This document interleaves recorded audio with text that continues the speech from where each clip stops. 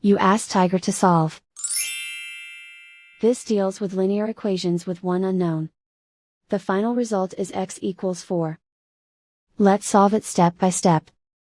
Group all x terms on the left side of the equation. Subtract 3x from both sides. Group like terms. Simplify the arithmetic. Group like terms. Simplify the arithmetic. Group all constants on the right side of the equation. Add 9 to both sides. Simplify the arithmetic.